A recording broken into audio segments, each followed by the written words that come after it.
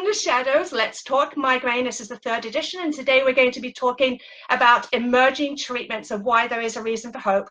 And for those of you who don't know me, my name is Shoshana Lipson, and I am the founder of Hope for Migraine, the CGRP group, and Migraine Meanderings. And I'm here with Cat, who is the founder and president of Chronic Migraine Awareness. They've been around a lot longer than me, and they are just an amazing group. So anyone from my group who isn't a part of Chronic Migraine Awareness, I would really encourage you to go over there and join that group at some point and just say hi to everybody. Thank you, Shoshana. You're welcome. So this is a really important topic. It's so pertinent for so many of us, and actually it's really important for me. To be quite honest, I've had a horrible few days here in Dublin. I have definitely reached the limit of what I can do. I would say it is very unlikely I will ever come back to Europe again, to be quite honest, unless a miracle happens. And that is why we are here talking about hope. Because it could be. Because it could be. It could be. It's really hard for me to think I'm going to see my family next week, and the chances are I'm going to be saying goodbye to them, and permanently. And yet that may not be the case if something amazing happens for me and happens for you. So we're going to launch straight into that. It's really hard to hold on to hope when you are in a lot of pain. We really know that. We get that. And that's why I love doing this series with you, because I know what it's like to be in pain. I know what it's like to give up on hope. So do you? Oh, yes. Right.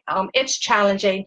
It's so important to have each other. So going straight into it, in the past year, it's been really exciting because we have seen the first ever medication specifically designed for migraine prevention. Now, a lot of you may be saying, yeah, but there have been medications out for a long time. Yes, there have been, but they are not designed for migraine. So they are designed for things like epilepsy, heart disease, depression, some nerve pain, and of course, then there is Botox, which was obviously not designed for migraine, and a whole slew of other things. They've been used off-label for migraine. Right. Also, medications for Alzheimer's get used for us. Pretty much everything gets thrown at people who have migraine. We're sort of like the stepchildren that nobody wants. I think so. Like the hand-me-downs. We do. Yeah. Yes, and sometimes those hand-me-downs are pretty good.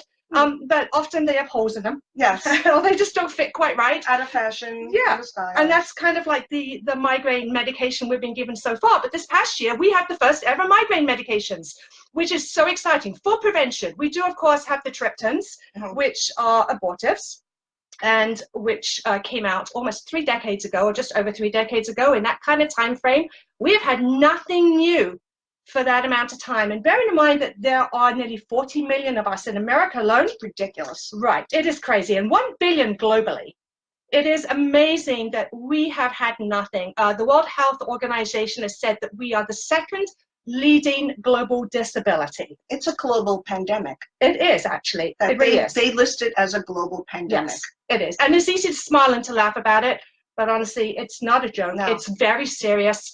This disease destroys lives. It really does literally destroy lives. So it's about time that we had something that was starting to help us. These medications that just came out, Aimovig, Ajovy, and Emgality, for some people, they've been really amazing, right? So exciting to have such new medicine out. This is so exciting for us, exactly. for our community. It really is. And it's been awesome. I know that in my group, which specifically talks about the new medications, we have seen so many people say things like, I've got my life back, I'm able to go back to work, I can play with my children, I can just do things that I could not do before, even doing math in your head. We take these things for granted. Getting dressed, going to a movie theater, going to church or synagogue, or wherever it is you may worship, if you worship somewhere.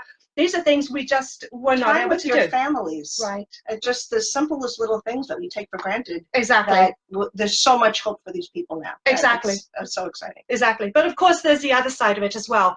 So the efficacy rates for these new medications say that about 50% of people will get about 50% relief. So that means, first of all, 50% of people with migraine will not get any relief. And even if you do get some relief, let's say you have 20 days of migraine every single month. So you got 50% relief. That means you're still getting 10 days of migraine. That is something that most people can't fathom. And I'm going to put that actually into something that people may be able to wrap their minds around if they don't have migraine. And that is to put it in terms of epilepsy. I was speaking to a wonderful person from a pharmaceutical company yesterday, shall remain nameless, but he said, can you imagine somebody with epilepsy being told, well, we've got rid of half of your seizures, but you're just going to have to live with the other half, because you should really be grateful Or we've got rid of, let's say, 75% of your seizures, but now we're going to take you off the medication because we don't want to pay the money, and we're just going to see if you get those seizures back. You would never do that for someone with epilepsy, ever. There would be an outrage. And yet people do that for people with migraine all the time. We get told that all the time. Just deal with it. Or insurance says, you know, well, you're doing better now, so we're going to take you off the medication. Right. And honestly, it is an outrage. If you feel angry about that, you have a right to. It is time to speak up, and it is time to raise your voice. So that is what we try to do. And on the days when we're well enough to do it, we do that. Right. And on the days we don't, we just lie in bed and hope that our strength comes back. And you can do that too. We can really make a difference. So let's move on from those 3 medications, because there's a lot of people who, first of all, they didn't work for, or they may not have been able to tolerate it. There are a lot more side effects than were actually listed in the original paperwork. And hopefully within the next year, we'll start to get an update for that. And then there's the people who it was effective for, but they're still getting migraine attacks. So why is there hope? That would be the question. So first I'm going to ask you, Kat. I've done a lot of talking so far. We both love to talk, so I love doing things like this for you. It's kind of cool. But have you tried any of the new medications? I haven't tried the new medications yet. I was part of a clinical trial in 2009 for a peripheral nerve stimulator, which part of the emerging treatments we're talking about are the can't say the word. Neuromodulators, thank you. So I had some difficulties with it. It was challenging, and I was a guinea pig once. I'm happy to pass the torch and let someone else to do it, and then I'll wait for them and see how it goes. Right. And yeah, that's good. Right. And you know what? That's okay. For a lot of people, it's not right for them to try the new medications. If you are not the kind of person who wants to do a clinical trial, then you may not be the kind of person who wants to try a medication or even a device that has been newly approved, because in that first few years after it's approved, it is in a post-marketing surveillance period, which means that they want to see how it actually reacts in the real-life medical setting that is not controlled, that is not does not exclude people with comorbid conditions or pain syndromes or who've tried and failed too many medications. This is a completely uncontrolled environment, and it's the real world. Well, even in some of these, depending upon your insurance, if you already have like say if you're on Botox, which I'm on, and I've been on since, I think, 2007, they want you to stop that. Right, exactly. Something's not broke, I'm not going to fix it, you know, so I'm not sure if I was willing to do that, take that risk either. Right, exactly. It can be really scary. So for myself, a lot of you know that I did try 2 of them. I'm not going to say which ones. For those of you who don't know, that's okay. One of them I had very, very serious side effects to. I was in the emergency room 2 times. I never go to the emergency room anymore because the emergency room, quite honestly, is a total nightmare for people with migraine. So I really have to think that I'm dying in order to go, and I did. I went 2 times in a month, and then I came off that medication and went on a second one, and I had an allergic reaction to it. To those of you who are wondering, I'm not angry about it. I would have tried the medications even had I known this was a possibility, because quite frankly, I'm desperate for pain relief, and the medication I have to take in order to stop a migraine attack is really strong and has very, very serious potential side effects, some of which I do get from time to time. And so I would have tried it anyway, but it would be nice to be informed. So we're going to look at the other things that are coming out, because maybe you did try these medications and they failed you. You did not fail them, by the way, they failed you. So I'm just going to make that really clear. Maybe you got adverse events from them, side effects that were not tolerable. You know, a certain amount of side effect may be okay, but once you're in the emergency room or urgent care, or it's making you more sick, you need new medication, that may not be appropriate for you and something you need to talk about with your doctor. Or maybe it did help you and you still have migraine attacks. So what next? Why should we hold on to hope? Well, if there ever was a time to be excited about having migraine, this is it. Yes, this is it. And that sounds really weird to say, because who would be excited about having migraine? But this is the time. This is it. It really, really is. And that's one of the reasons that we come to these events, right? And we talk with each other, is to give ourselves hope and so that we can pass it on to you. So what do we have coming up? We're going to take a real quick look, and it's got to be quick because we only have a few minutes, into what is coming up over the next just the next 12 months, and then an even quicker glimpse into what the future may hold. So there is another monoclonal antibody that is coming out in the first quarter of 2020. And when I say coming out, that means that it has been submitted to the FDA and we're expecting it to be approved. It's called eptinezumab. We do not have the brand name for that yet. If it is out there, then I could not find it. It is basically very similar to Ajovy and Emgality. And it is going to be an IV infusion. So you cannot do this at home. You go into the doctor's office once every 3 months and you have that infused into your body. It is supposedly got a higher rate of efficacy and it works quicker because it is an IV infusion. That is a medication designed by Alda. The next one actually is coming out before that. It's called ubrogepant, and we actually have a brand name for it, which I found out yesterday. I hope I get this right because I didn't write it down. It is called Ubrogvi or Ubrogvi. You know, I'm going to have to go back over that. It's actually kind of hard to say. Maybe someone could think about that because it is a hard word to say. I know it begins with UBR, Ubrovi, something like that. Anyway, that is ubrogepant, and even I can't say it with a migraine controlled, but it still sounds good because it's hope. The nice thing about this is a small molecule CGRP antagonist. So it is an inhibitor for CGRP. It has a very short half-life. We're talking about hours. So if you do have side effects to it, then they should hopefully be short-lasting, which is one of the concerns about the injectables, is that the half-lives are around about a month. So if you have nasty side effects, it takes about 5 months to get out of your body. The small molecule CGRPs are out of your body quicker, but they do cross the blood-brain barrier much more than the injectables do. So far, the side effect profile looks pretty safe. Again, we're not going to know until they're actually out in the general public and we're all trying them. It is an oral tablet that will be coming out, and that one is expected in the last quarter of this year.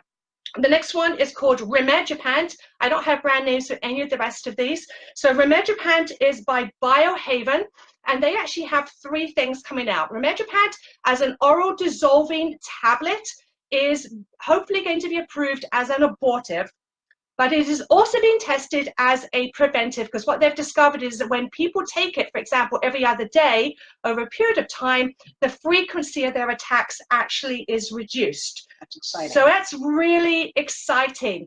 Also the fact that it's an oral dissolving tablet, because a lot of us, our systems do not just absorb medication well when we have an attack. And so the fact that it can just dissolve under your tongue is a really good thing. They have another one that is also not far behind, and that is just, it's also called rimegepant. It's also a tablet. It is not dissolving.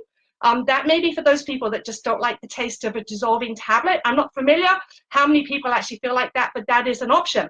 And then they have another one called, hopefully I get this name right. I do apologize for getting the ubrogepant one wrong, but it's called valzegepant. I only found out about that this week. That is a nasal spray, and it was just given its official name, but not its brand name.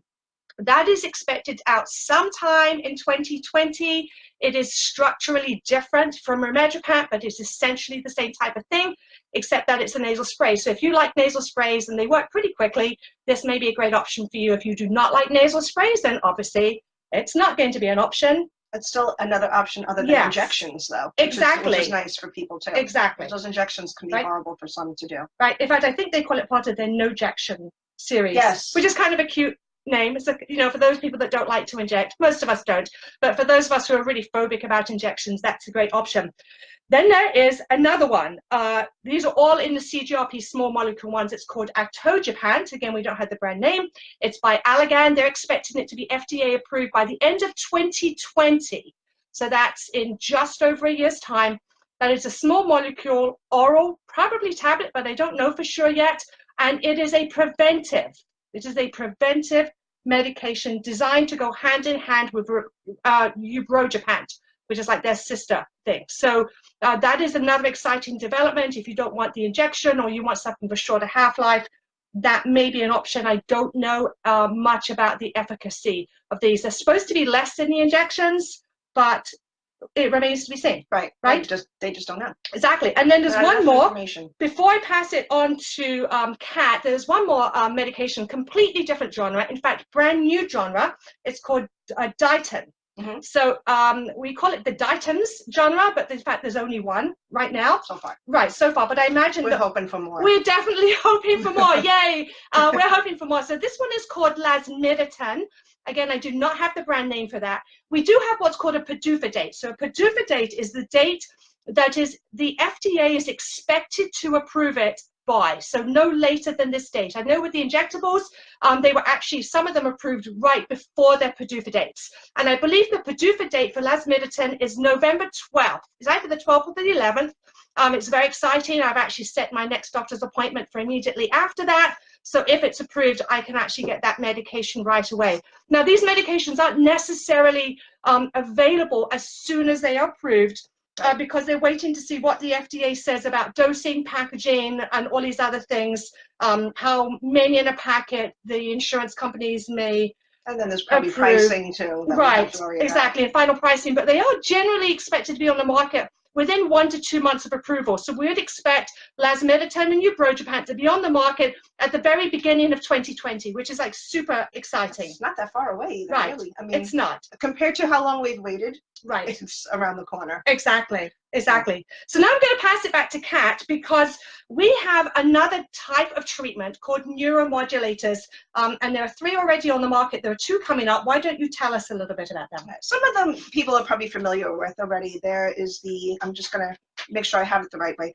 the STMS system, cephaly, which you have one on your head, gammacore, which you use the vagus nerve for. But the one that we had seen this week was one for, and I'm going to say it again, Nervio migra. Okay. Depending upon whether you're in Europe or not, it's migra or migra. But this is something nice because it's wearable and it's non-pharmacological. I got that out. You did. So I have some illustrations for the class here. So you can see, I mean, you probably can't really see it here, but on the back here, yeah, you can't really see it there either. It's this device here. I think we can move. While you're talking, yeah, you do that. I'm going to hold it up You close. be Vanna White. And okay, so in my group, you can see it, and now we're actually hold it up for this group, so you can actually see that. Okay, so what's really nice about this device is, again, it's wearable. There's no pharmacological, there's no medicine involved in it. There doesn't seem to be any contraindications for it, so anybody could use it except people who have severe heart conditions and pacemakers. And I myself, because I have this junk left in me, they're not sure if I'm allowed to use it. I'm not allowed to use gammacore for the same reason, because I have these other wires in there. But if you don't have a pacemaker, then that's pretty much, you know, your only holdback is a pacemaker. It's rather controlled by your phone, Android or iPhone, so that's convenient. And it deals with the serotonin and the noradrenaline. And yes, you got it right. Thank you. Yep. So the noradrenaline is different than adrenaline that's produced by the body. This is a much more calming, more stable, more level, so you don't have to worry about anxiety. You don't have to worry about serotonin syndrome.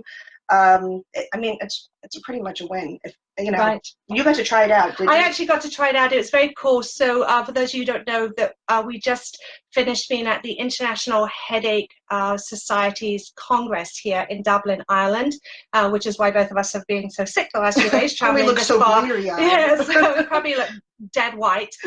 But they had a booth there, and I was at the tail end of a day of migraine, and it wasn't controlled very well, so I actually got to try this out. It's very cool.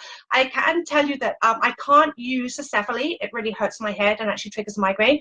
gammacore did not help. I have not tried the STMS yet, but I did put this on, and it really doesn't hurt. You put it up to a level until you can tolerate it, and then you stop. And I would say this is definitely something that I want to try. Do you remember what the pricing is for this? Yeah, it was $99. Hold on, I'm gonna make sure I got my notes right again. It's $99. It's disposable, and it has up to 12 uses. Right. So that's, I mean, it kind of stinks that it's disposable. It'd be nice to have something more permanent, but $99 is reasonable. I mean, that's, and you know, if we're lucky, maybe we can talk to them and help them out. Right. Yes, exactly. We'll work on them. Don't worry. We expect the first month to be free, at least for most people. I'm not sure for all people. There may be some state regulations or country regulations around that. Yes, the first month is free. That's it. But other than that, you know, if you get 12 attacks a month, then, or 12 days of migraine a month, then that's $100 a month. Now, to a lot of people, that will seem like a lot, but bearing in mind that the CGRP injectables are hundreds and hundreds of dollars, it's kind of in the ballpark of what we have to pay for migraine treatment. If you have 30 days, then that would be $300 a month, which is a lot of money. And so you just have to think about, you know, if this is effective for you, it may be worth having. It's definitely worth trying. I would say talking to your doctor about it, make sure your doctor knows that this actually has been FDA approved. Do you have the dates for that? Yes, they're expecting it to come out. Sorry, I didn't have my page handy. It's coming out October 1st, but it's coming out in only 94 practices. Right. But after that, it's coming out March 1st, my birthday. They must have known. Okay.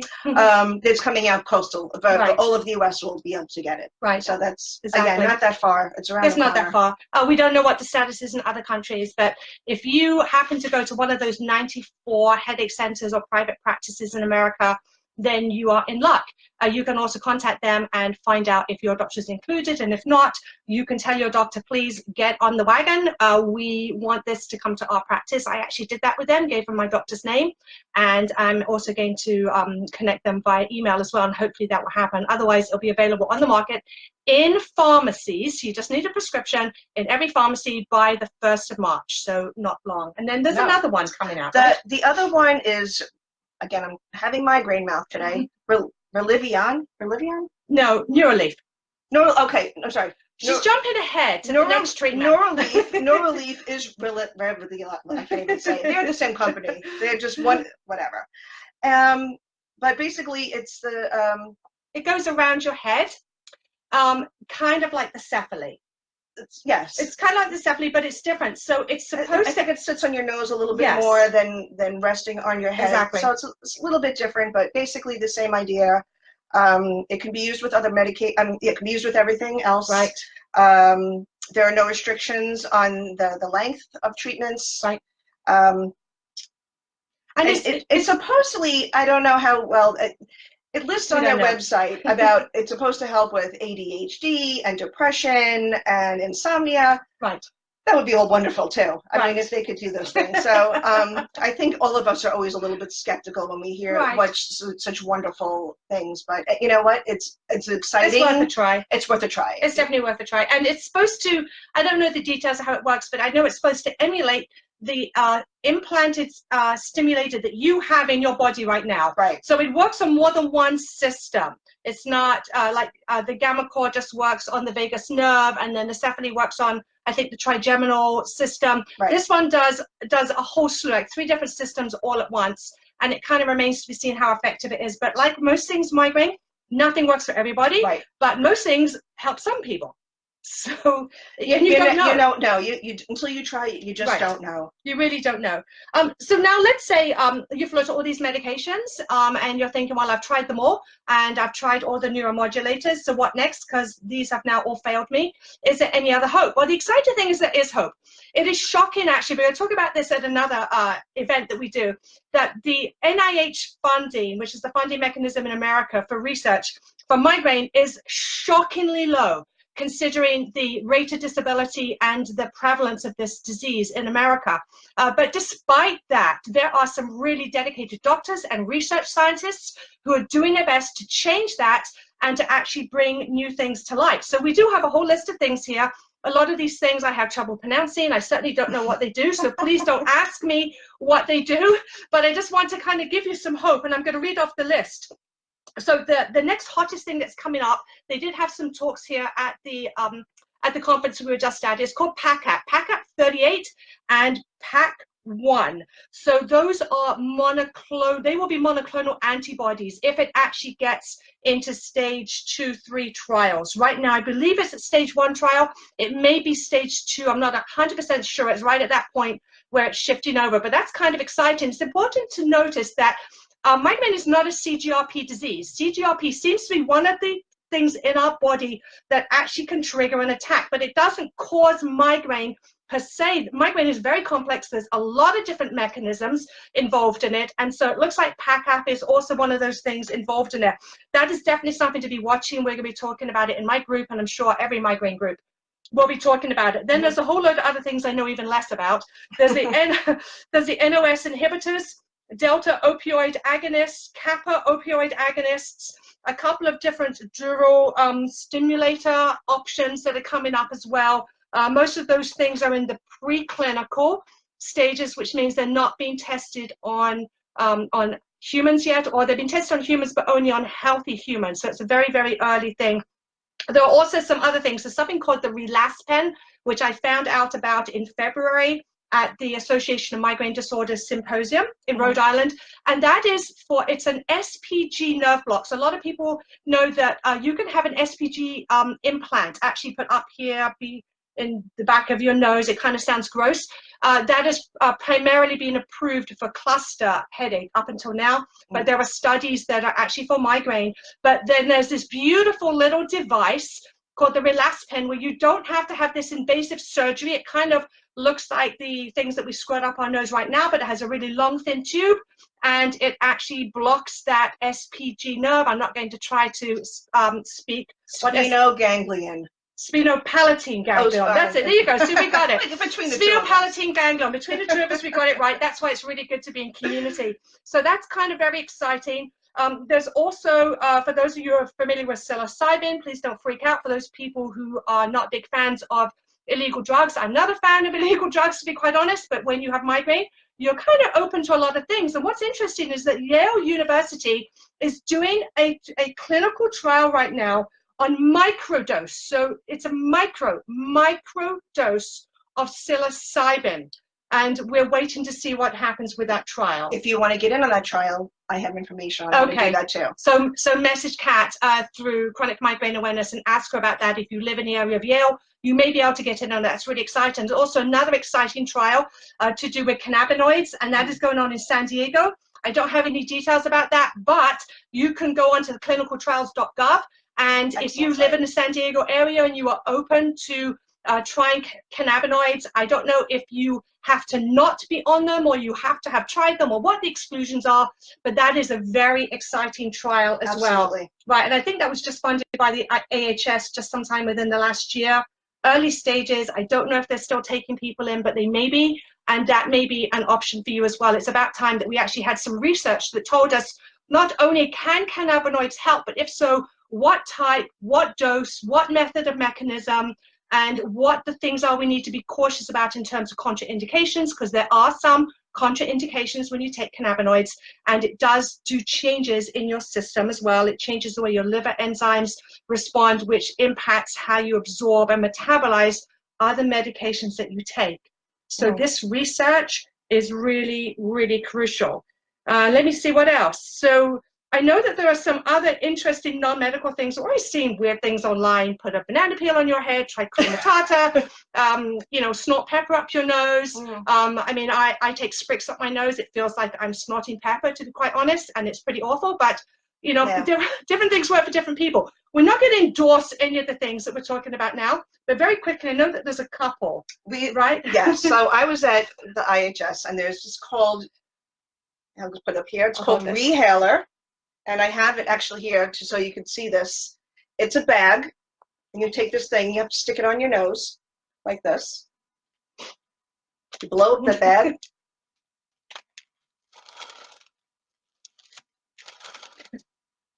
That's basically it.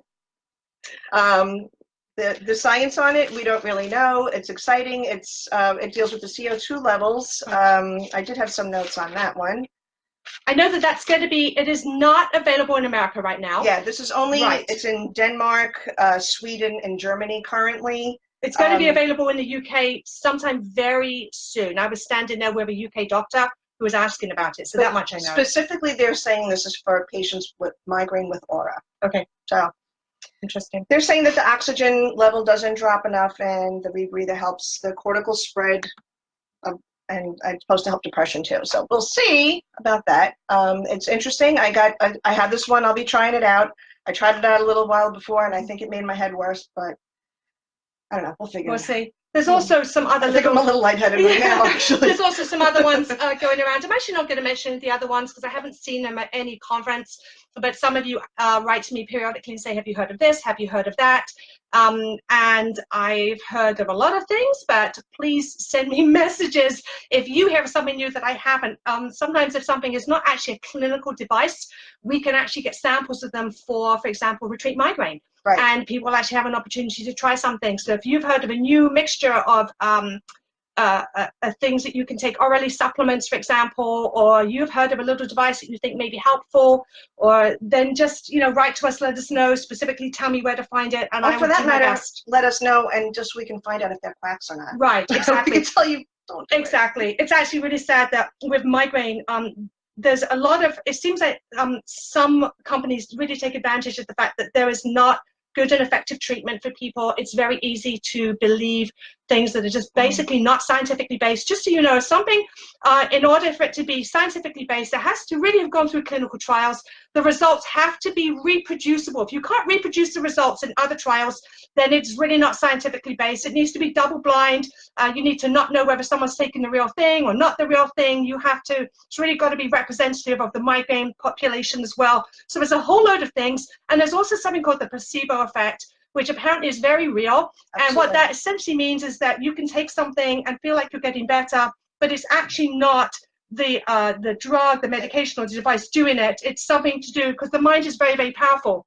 What is interesting is that if you have failed more than 2 migraine medications, let me reword that. If more than 2 migraine medications have failed you, the placebo effect apparently is much, much less. You're much less likely to get it, probably because your hope has really gone down. So if something really helps you after you have, a lot of medications have failed you, then there's a much better chance. But again, it needs to have gone through trials, it needs to be reproducible, and it needs to be double-blinded trials. You need to look at seeing who is doing that. Is it a reputable source? Is it published? I'm sure there's other things that I'm missing as well, but those are some basics. I think you've got all the key ones. Right, and just to affirm that the banana peel on your forehead really does not stop a migraine attack. But it might give you nice skin, though. It might give you nice skin, and it could be kind of cool. But please don't go out and do that, because it's not going to help you. Anyway, the long and short of it is we're going to bring this to a close and open up for questions. This has been a really long one, but we kind of wanted to make it a little longer because there is so much to talk about. Yeah, well, right? You know more about the CGRPs than I think anybody at the IHS. Or, I'm thinking even maybe the guy who invented it. Okay, that's a little scary. I'm scared actually how much that information seems lodged in my brain. I can't always remember the names of my own children. I'm so sorry, boys, if you're out there and you're watching this. Whoever you are. Yes. It's really hard, but for some reason, all these medical terms are now lodged in what is left of my brain cells. But the long and short of it is that this really is an exciting time to have migraine. There is so much hope. So let's see. We have like maybe, let's say, 5 minutes for questions. So we're going to take a quick look and see if there are any questions. I saw a question here by Donna saying, junk left in you. A cat has an implanted stimulator. Yes. So actually, I don't know if you can see it really, but I have a pacemaker battery here. You can kind of see my scar here. I have a matching scar on the other side from when they did it the first time, and it got infected and they had to pull the whole thing out. And then behind my ear, you can tell me if you can see it, Shoshana.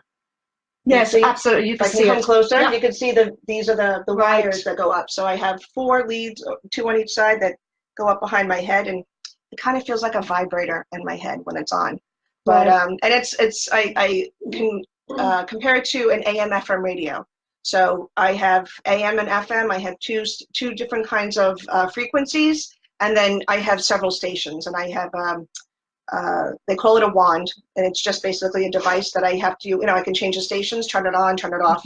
Now it's just off all the time. It doesn't do me any good, but I'm so glad that I did it. It was worth it. Right. It led me on my road to advocacy, and it was an avenue of hope. Right, absolutely. So I do see some questions here. One of them was about Nerivio migra, just to spell that, Nerivio, and then the next word is Migra. Nerivio migra, someone was asking about when it's available. So just to repeat that, the 1st of October, it's going to be available in 94 doctors' practices across the United States. And then in March 1st, it will be available across the country. Globally, across the country, not globally, I beg your pardon, across the country. In pharmacies, you will need a prescription for it. and it's $99. It lasts 12 uses, and then you would need to dispose of it and get a different one. So that's just for you to know about the cost and the availability of it. There were some other questions here. Do the new medications attack the side effects of migraine? Do they remove that? So I was reading, there were so many abstracts at the IHS Congress. It was really overwhelming. I mean, just so many. I took pictures of a lot of them. We'll be posting them in the next few weeks. And they do, especially they talk about things like nausea. I don't know about a lot of you, but for me, nausea is like probably my biggest secondary effect. Oh, that green feeling it's right just, here. It's just really, really debilitating. I'm not even talking about the fact that I can't deal with light or sound or smell or movement, but the nausea is really bad. So it is supposed to, because these things are the symptoms of migraine. So the medications don't just attack the pain. If you even have pain with migraine, because Not maybe you everybody don't. has it. Right. But because it's attacking the migraine itself, the actual attack, then they are supposed to actually help the other symptoms as well. Right. That is the theory behind it. In theory, that it is. And that's when we're going to prove them right or wrong. That's right. Right. It's really important, you know, when you try something that is newly FDA approved, first of all, that you are monitored, excuse me, that you're monitored by your doctor. You need to be getting them from a doctor who understands that these are new medications and that you have to be monitored. You really, really need to be. So sometimes that does not happen, and that is not a good situation. Secondary, that if you get side effects or effects that you are really concerned about, then most of the time doctors are not actually required to report that unless it is life-threatening. And then they have to believe that that side effect actually came from that medication. So this is where we stand up as advocates and we say, this is something we can do about something about it. It's very easy to, it means call the pharmaceutical company. They all have hotlines. If you tell them you have a potential side effect, they have to report that. They have to legally, and they do.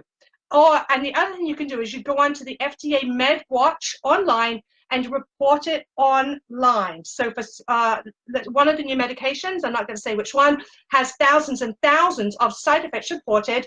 In fact, for the first 3 quarters that have been reported so far since its release, it has more than twice the number of side effects of all the other top 30 medications combined. More than twice the number of side effects reported than all the other top 30 medications combined. That is a lot of side effects. So the FDA and the pharmaceutical companies take that and they try to figure out what kind of markers there are. And from that, they look at whether they need to put black box warnings or whether they need to add side effects. So this is something you can do.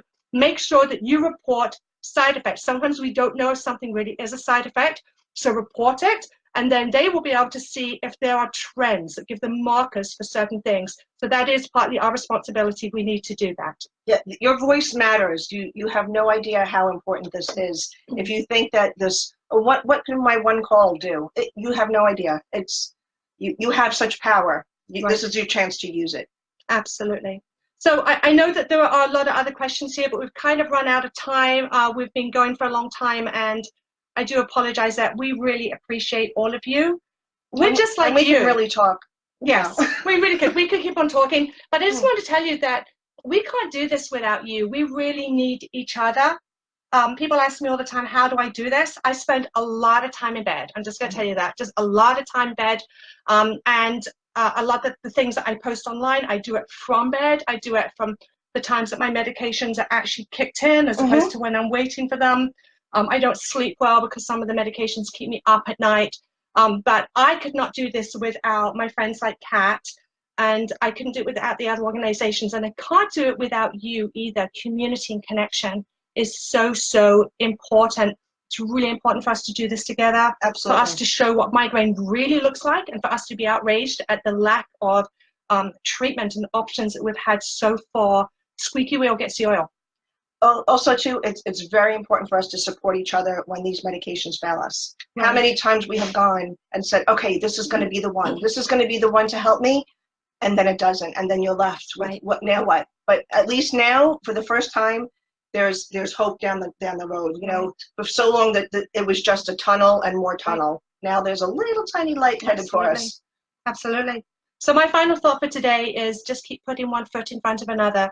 When you are in the worst of pain, which I was, you know, just 24 hours ago, I didn't even know how I was going to get my medication into the syringe and take the medication. I was in so much agony, and I didn't know if I was going to be able to do this today. I didn't want to get out of bed. I didn't want to get up. And I thought this was a really stupid decision to come because I am so sick. I'm going to end up in hospital here. That's really depressing. But I'm able to keep putting one foot in front of each of the other by just saying there is hope in the future. There are things that are in the pipeline. All I have to do is hold on another few months, and then another month, and then another month. And the same goes for you. It's just a matter of holding on now, because things are changing. So be encouraged, have hope.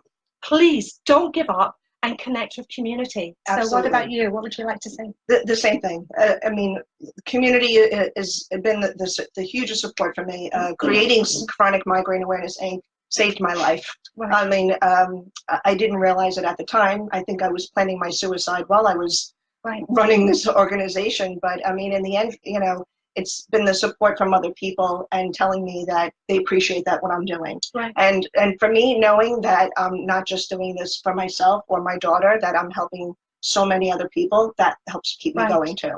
Absolutely. So if you are not a part of any of our 3 groups, we have 3 kind of organizations between us. So one is Chronic Migraine Awareness. Please go and like the Chronic Migraine Awareness Inc. page. Please join their group. If you have chronic migraine, they have groups all over the world. We have 15 groups. Wow. So we have groups all over the world, but also not just support groups. We have interest groups.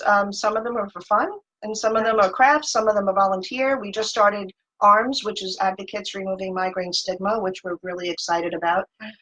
And we're going to make as many advocates as there are for breast cancer. Right. We're taking over. I'm tired of this nonsense. Absolutely. So. Yeah, it's so important. You know, breast cancer did such a fabulous job of showing what it was really like to have breast cancer. It's so amazing. It's such a devastating disease. Migraine is also a devastating disease, and it's time for us to say, you know, we can do this too. It's very hard. So in Hope for Migraine, the CGRP group, we support, guide, and educate. I see that we just lost power on my group video, so I apologize about that. But we support, guide, and educate people who are looking at the CGRP medications and the other new treatments. So if you're not part of that group, please come over and join us. This is a very exciting time. We're going to be posting everything that we possibly can about the new medications coming up. They also have Migraine Meanderings. Migraine Meanderings is an open group. It is not closed. It is not a place for confidential conversation. It is a place where you can go and you can repost things. You can find your voice. You can share things. That is what it's designed for. It's different than Chronic Migraine Awareness. It's different than Hope for Migraine. It is specifically to help people find their voice. I have a new project right now called Real Face of Migraine. I actually took a picture of myself this morning while I was still wondering how I was going to get out of bed. And I'm going to put that on the next one. I already have 2 weeks of posts for that. So if you have a picture that shows you not beautiful, not all made up, not looking great, but really showing the pain or what it's like to have migraine, send that to me. And we're going to get that out to the world and show what it is like to live with migraine and what it does to our lives. So I would say goodbye for now. It was great. Yeah, thank you so much, Kat, for doing this with me. My pleasure. Yeah, I really appreciate it. And I know that in the next one, we're actually going to have Margot Anderson, who's a social worker who specializes in working with people who have pain. She has a migraine herself. She is an amazing migraine warrior. And I really hope you join her at the end of the month. But for right now, we're going to sign off and say, just hold on, don't give up hope. And we are all in this together. You are not alone.